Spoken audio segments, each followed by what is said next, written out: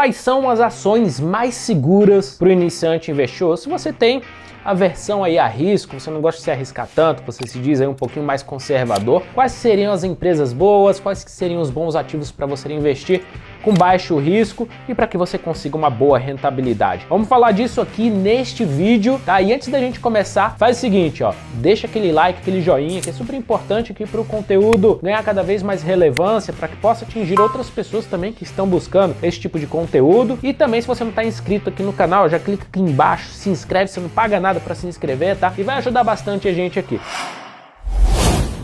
Agora vamos lá, vamos falar um pouquinho aí de quais são as empresas mais seguras para você investir. Bom, primeiro a gente tem que separar segurança e basicamente risco de duas formas, tá? Existe a primeira forma, caracterizada basicamente pelo criador da teoria de portfólio moderno, ou pelo menos ampliado aí pelo Harry Markowitz, quando ele falou da sua teoria, né, a teoria de portfólio moderno e da fronteira eficiente, em que a caracterização de risco estava pela incerteza. É tipo assim, sei lá, você arrumou um emprego, só que o seu salário ele é incerto. Você não sabe se no mês você vai ganhar R$ 1.500, você não sabe se no mês você vai ganhar 5.000, ou você não sabe se você vai ganhar 500. Então essa incerteza é uma medida de risco caracterizada aí por Harry Markowitz na teoria de portfólio moderno, que é justamente a volatilidade. Então se você chega num mês e ganha de salário ali R$5.000, no outro mês você ganha 500, no outro ganha 3.000, significa que o seu salário tem muita volatilidade e o nível de incerteza é muito alto sobre o quanto você vai ganhar no mês. Já os defensores do value investing, aquelas pessoas que investem em empresas de valor por bons preços para ficar aí carregando as empresas para o longo prazo, eles falam que volatilidade, oscilação não é risco, tá? O risco é a probabilidade de perda permanente em um determinado ativo, em um determinado investimento, tá? Então existe a perda temporária. O que é a perda temporária? Vamos pegar como exemplo a Vale. A Vale desde 95 ali que entrou na bolsa, até a máxima que ela fez aqui esse ano de 2021, a empresa valorizou 40.000%.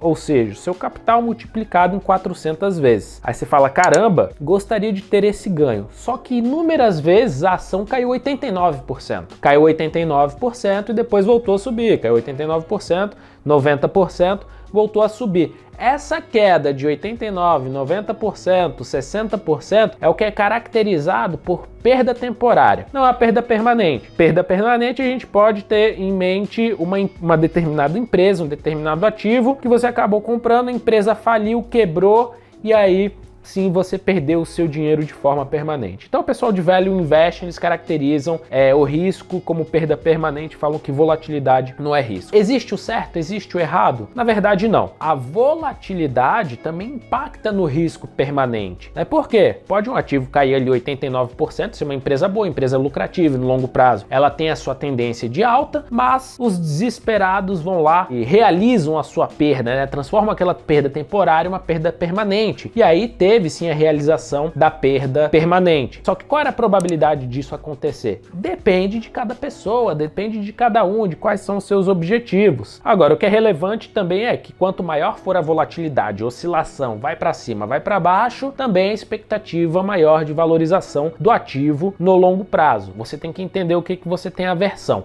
A ver o seu capital oscilando, você fala, nossa, eu não aguento ver o meu capital desvalorizar 50% para depois subir 300%. Você tem a aversão ali, a volatilidade, é o medo da perda temporária se transformar em uma perda permanente, né? Que é a maior parte do medo das pessoas. O ativo tá caindo ali 50%, a falar, putz, nunca mais vai voltar. No longo prazo, faz muito mais sentido a gente olhar para o risco como a ótica da perda permanente. A probabilidade de acontecer uma perda permanente, aquela empresa quebrar, aquela empresa deixar de existir, o dinheiro que você colocou ali ser liquidado. No curto prazo, faz sentido a gente olhar pela ótica da volatilidade, porque uma perda temporária pode, porventura e por N razões aí, se transformar numa perda permanente, que vai muito por parte de quem está sentado na cadeira, né? O problema está entre a cadeira e o computador do que de fato de um determinado ativo. Esse é o primeiro ponto. Outro ponto que você tem que definir também, que é muito importante, quais serão seus objetivos de longo prazo, de curto e de médio prazo. Eu vou te falar um pouco do que eu tenho para mim. No curto prazo, eu não ligo para oscilação se meu ativo está caindo 50%, 60%. No curto e médio prazo, eu olho para a geração de renda. Se a empresa se mantém lucrativa, se a empresa está pagando dividendos, parte dos seus lucros para os acionistas, além de outras estratégias que eu utilizo para estar gerando renda todos os meses aí com esses ativos. Porque uma valorização e desvalorização só vai ter relevância no longo prazo se eu estiver gerando renda no curto prazo. Não adianta eu botar R$1.000 e esse negócio, sei lá, valorizar 1000%, que não vai mudar em nada a minha vida.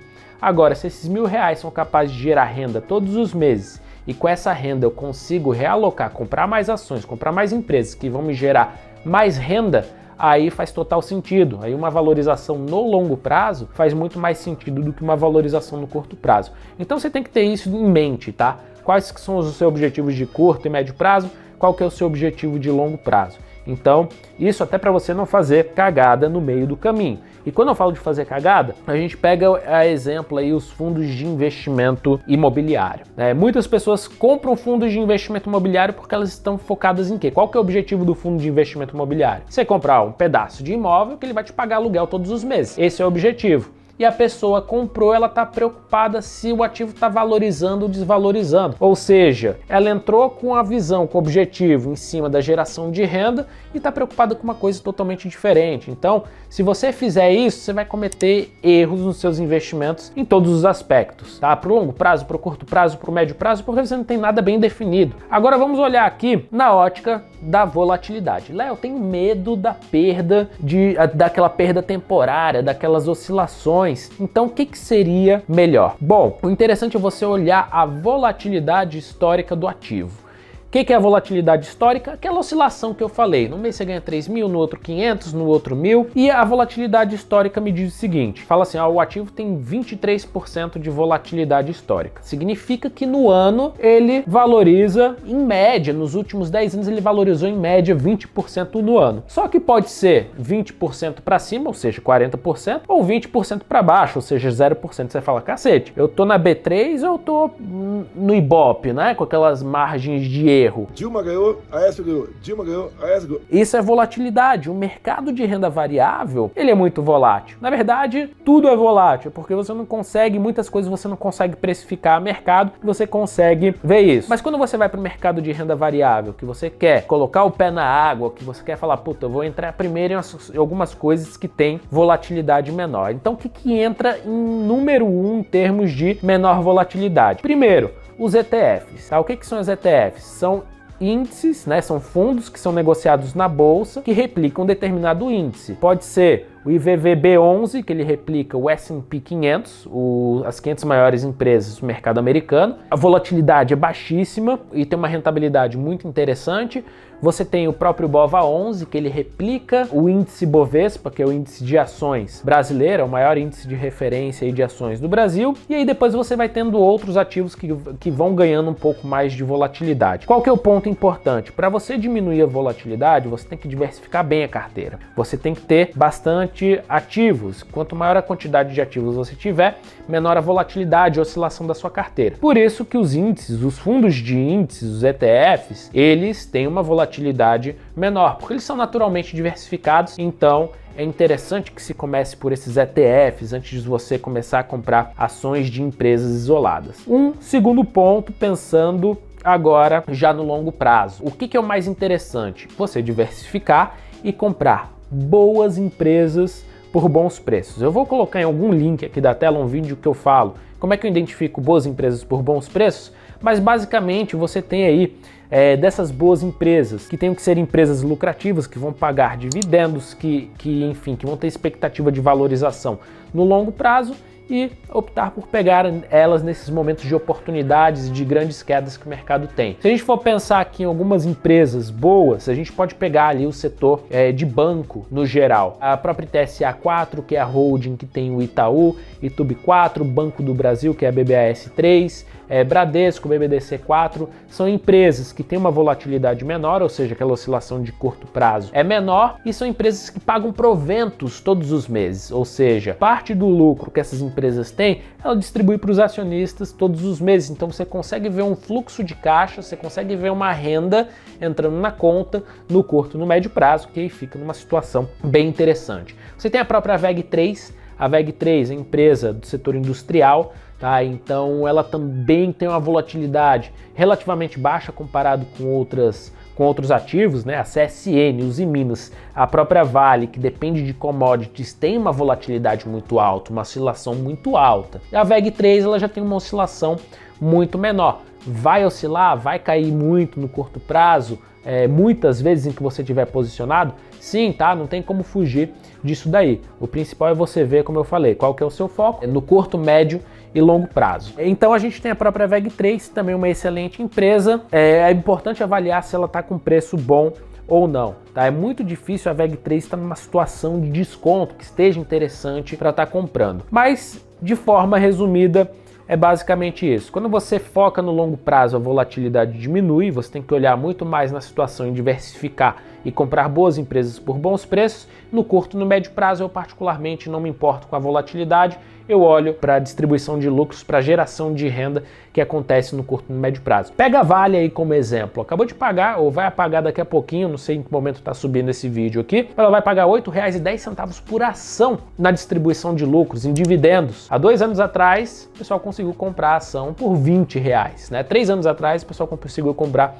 a ação por R$20. Ainda no ano passado, conseguiu comprar a 30. Imagina se está recebendo só em distribuição de lucro, ali basicamente 40% do valor da ação. Aconteceu coisa parecida comigo. Na Grendene, em 2018, ela pagou 37% de dividendos sobre o que eu havia investido já na empresa. Então é muito importante você ter essa definição, curto e médio prazo. Eu gosto de estar olhando na geração de renda, geração de fluxo de caixa, longo prazo, valorização do ativo. E aí, se você tem aversão a essa volatilidade, essa movimentação, esse sobe e desce da bolsa de valores, com medo de uma perda temporária se transformar numa perda permanente, primeiro você tem que ter em mente que você precisa comprar boas empresas, empresas lucrativas, senão de fato você corre esse risco. Se você comprar boas empresas por bons preços, o seu risco de perda permanente é muito baixo, mesmo que você tenha grandes quedas no curto prazo. Então é isso. Os ETFs, como eu falei, são muito menos voláteis. Para quem tem aversão a essa volatilidade, é um excelente pontapé e um passo inicial. Mas é isso, eu espero que tenha gostado desse vídeo. Se tiver gostado, já deixa aquele like, se inscreve aí no canal e nos vemos na próxima. Um grande abraço, tchau, tchau.